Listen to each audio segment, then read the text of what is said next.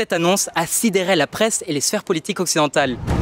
Guerre en Ukraine. Mateusz Morawiecki annonce l'arrêt des livraisons d'armes de la Pologne à l'Ukraine. Andrzej Duda assure que les propos de son Premier ministre ont été interprétés de la pire manière. À mon avis, le Premier ministre voulait dire que nous ne transférons pas à l'Ukraine le nouvel armement que nous sommes en train d'acquérir pour moderniser l'armée polonaise. On savait que les relations étaient tendues entre l'Ukraine et les pays est-européens du fait du contentieux autour des exportations des céréales ukrainiennes. Mais l'insistance provocatrice de Zelensky combinée à l'approche du cycle électoral en Pologne a précipité un accrochage diplomatique. Bon, plus de peur que de mal, les deux chancelleries politiques se sont mises d'accord pour reprendre la coopération militaire. Mais c'est symptomatique d'une certaine forme d'agacement qui est en train de s'installer dans les pays alliés de l'Ukraine. Bref, on reprend le cours normal de cette vidéo. À vous les studios.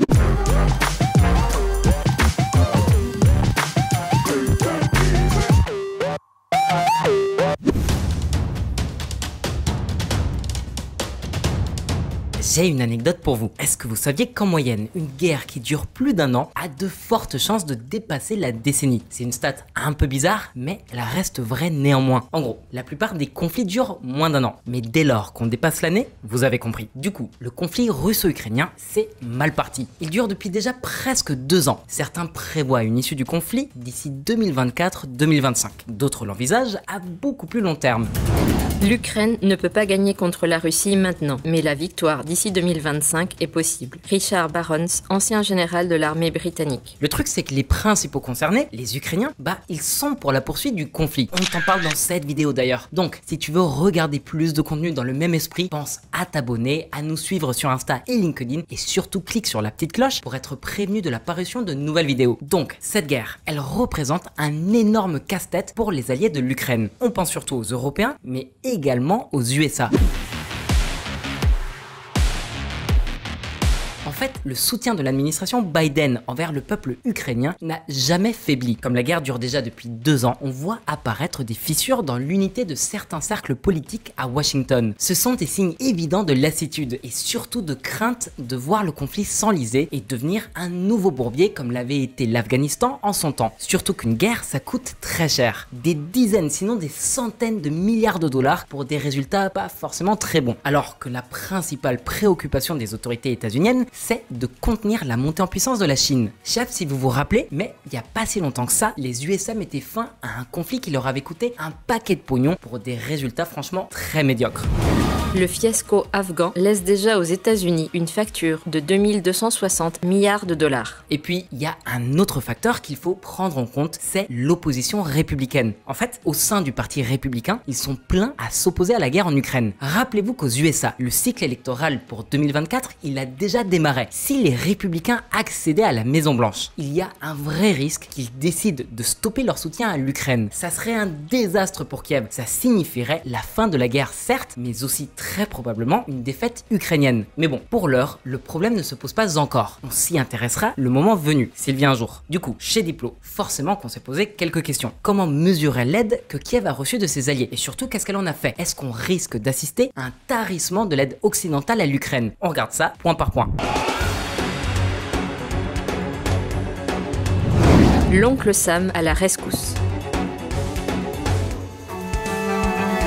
Depuis que la Russie a déclenché l'invasion de l'Ukraine en février de l'année dernière, la question de politique étrangère qui domine l'agenda politique des pays alliés de l'Ukraine, c'est leur soutien militaire et financier. Depuis le début de la guerre, les institutions européennes ont financé l'Ukraine pour près de 85 milliards d'euros, dont la majeure partie était sous forme de prêts. Mais à eux seuls, les USA ont mobilisé presque autant, soit 70 milliards d'euros en aide militaire, humanitaire et financière. En troisième position, l'Allemagne, qui, hors du cadre européen, a mis à elle seule 21 milliards d'euros sur la table. Sauf que si on regarde la proportion de l'aide en fonction de la richesse du pays, c'est-à-dire de son PIB, on se rend compte qu'il y a des pays qui ont fait des efforts beaucoup plus importants que d'autres. Bah oui, les USA, première puissance économique mondiale, elle n'a investi que 0,3% de son PIB pour soutenir l'Ukraine. La mobilisation d'autres pays comme la Lituanie, l'Estonie ou la Norvège avoisine plutôt les 2% du PIB. Forcément, comme ces pays ont peur d'une attaque de la Russie, c'est sûr qu'ils sont prêts à faire plus de sacrifices pour aider un pays voisin qui est déjà en train de résister. N'empêche que pour des pays qui n'ont pas de troupes déployées sur le théâtre des opérations, c'est un énorme investissement. En gros, les pays que vous voyez à l'écran, ce sont ceux qui ont fait le plus d'efforts pour soutenir l'Ukraine. Alors pourquoi est-ce que les pays européens se sont tant mobilisés pour l'Ukraine ?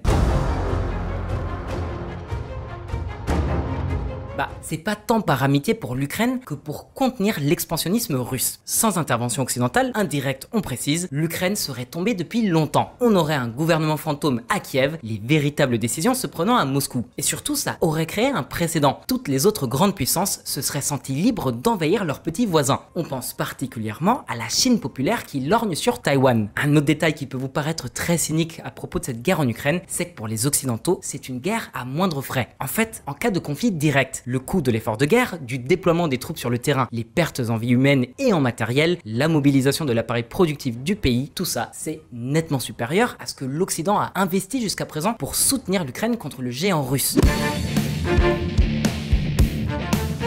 Pour un coût relativement raisonnable, l'Occident a réussi à casser l'image de superpuissance militaire de la Russie et à mettre en difficulté ses capacités offensives. Donc, en mettant de côté l'aspect émotionnel, si on se concentre uniquement sur une approche pragmatique, la guerre en Ukraine a été plutôt une bonne affaire pour l'Occident, même si la facture finale peut paraître énorme vu ce qu'on dépense annuellement en matière de sécurité et de défense, au cas où, mais finalement, c'est pas si mal que l'Ukraine serve de tampon contre les aspirations expansionnistes de la Russie. Pour vous donner un exemple concret, ce que les USA ont investi sur le théâtre des opérations en Ukraine ne correspond même pas à 1/12 de ses dépenses militaires annuelles. D'ailleurs, Biden y a fait directement référence dans ses allocutions télévisées. The fact of the matter is that I believe we'll have the funding necessary to support Ukraine as long as it takes.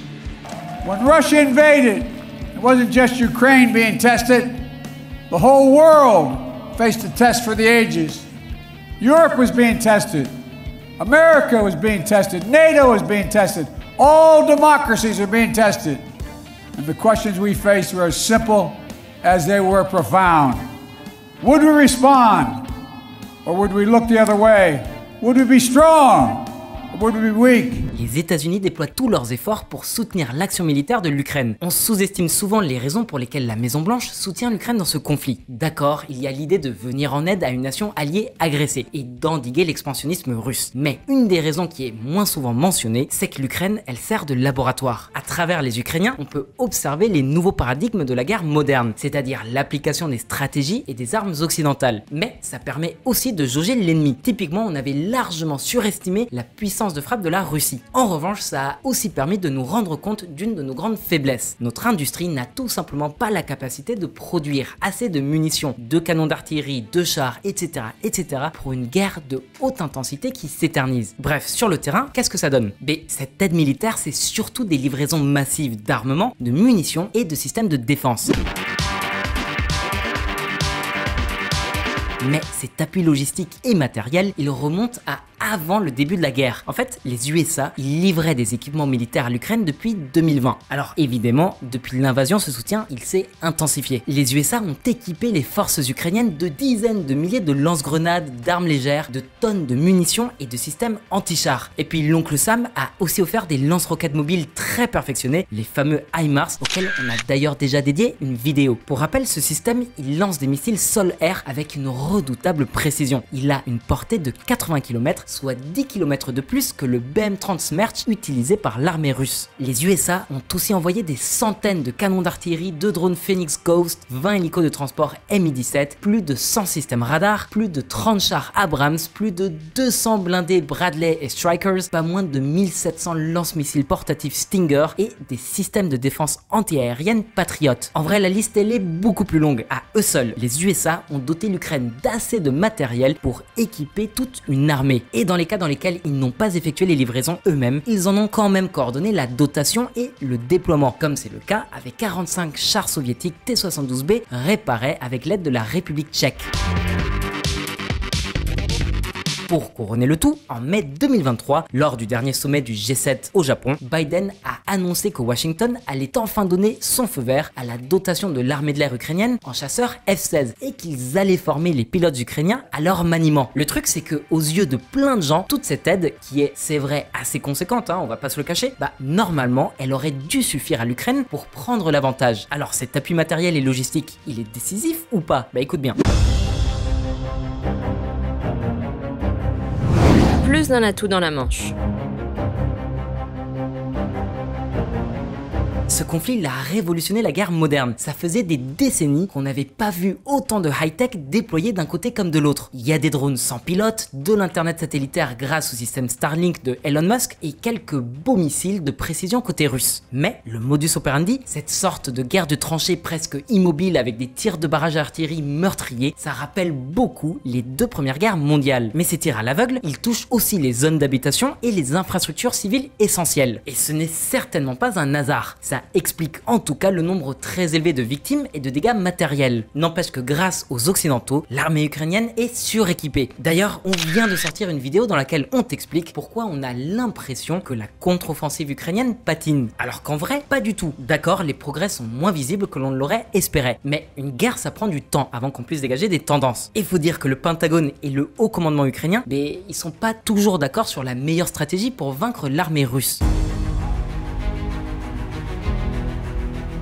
En fait, l'armée US, elle pense qu'en concentrant toutes leurs forces de frappe sur un seul point du front, les forces ukrainiennes parviendraient à fissurer les lignes de défense russes. L'armée ukrainienne, elle pense que le risque il est trop élevé et qu'en cas d'échec, les pertes seraient trop importantes, ce qui aurait des conséquences désastreuses. 24 août 2023, les États-Unis et l'Ukraine s'affrontent sur la stratégie de la contre-offensive. Les forces de Kiev peuvent encore percer les défenses russes, mais le temps presse, disent les responsables à Washington. Les forces ukrainiennes, elles sont réticentes. En même temps, en phase 2, ils ont une formidable ligne de défense que les Russes ont renforcée sur plusieurs mois. Là, vous avez un exemple d'à quoi ça ressemble. Une zone minée, des fossés anti-chars, puis des dents dragons, des tranchées pour l'infanterie, et enfin, une ligne de canons d'artillerie. Les soldats ukrainiens, ils doivent se frayer un chemin à travers les mines en espérant ne pas se faire découper par les obus que les artilleurs russes sont en train de leur tirer dessus, ou alors par des hélicos ou des drones. Bref, il y a beaucoup de morts et les conquêtes territoriales sont lentes et difficiles. Donc, vu la complexité de l'opération, les forces ukrainiennes ont préféré une approche plus chirurgicale. Ils tâtonnent la ligne de front, attaquent des sites très précis en cherchant d'éventuelles vulnérabilités. Kiev pense qu'en appuyant au bon endroit, c'est l'ensemble de la défense russe qui pourrait s'effondrer. Et aux yeux de l'armée ukrainienne, il est très possible que la prise de la ville de Robotyne soit justement le point de bascule de ce conflit. C'est là que l'Ukraine a réussi à ouvrir une brèche dans laquelle s'est engouffrée la puissante 82e brigade d'assaut aérien. Dans son arsenal, elle compte notamment le char d'assaut britannique Challenger 2. Mais en renonçant à la tactique de submerger les défenses russes avec un seul assaut à pleine puissance, comme le préconisaient les USA, l'armée ukrainienne s'est aussi engagée dans une voie très exigeante d'un point de vue logistique. Elle doit pouvoir garantir l'approvisionnement en munitions des équipements très perfectionnés que l'Occident lui a confiés. Bah oui, avec cette approche de frappe chirurgicale de l'ennemi, ça prolonge indéfiniment la guerre. En gros, les tirs, ils ne s'arrêteront que quand il n'y aura plus de munitions. Et là, il y a deux problèmes. De un, est-ce que les Occidentaux ont assez de capacités industrielles pour soutenir l'effort de guerre ukrainien sur une période prolongée? Et de deux, est-ce que l'opinion publique va suivre ou va-t-elle au contraire se lasser de cette guerre? Il y a un vrai risque d'érosion du soutien populaire occidental à la cause ukrainienne. On va se pencher dessus. Burn-out émotionnel?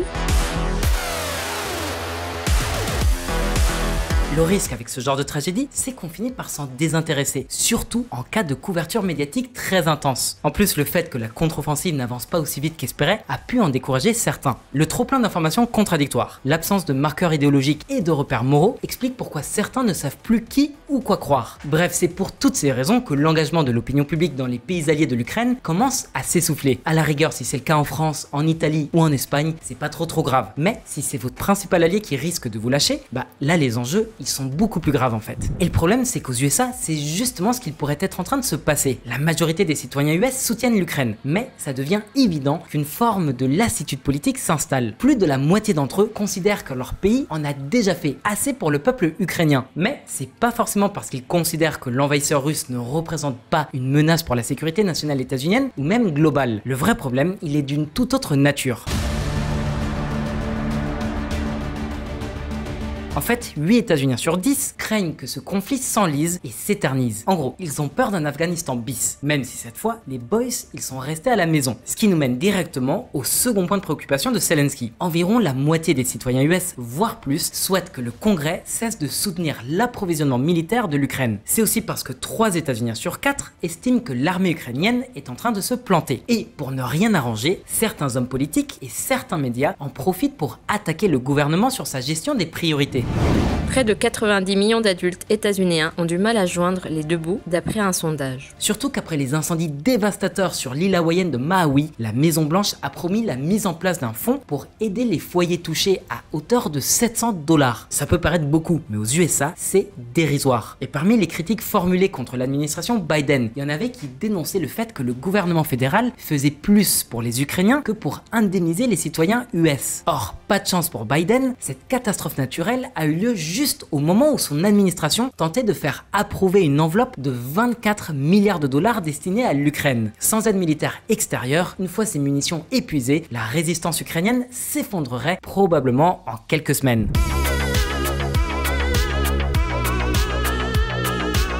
Alors, dans l'immédiat, il est hautement probable que le Congrès US continuera d'approuver les paquets d'aide à l'Ukraine. L'enjeu, il est trop important. Mais ça n'empêche qu'on tombe quand même sur des nouvelles comme celle-ci. Voici les 70 républicains de la Chambre des représentants qui ont voté pour la suppression de toute aide militaire états-unéenne à l'Ukraine.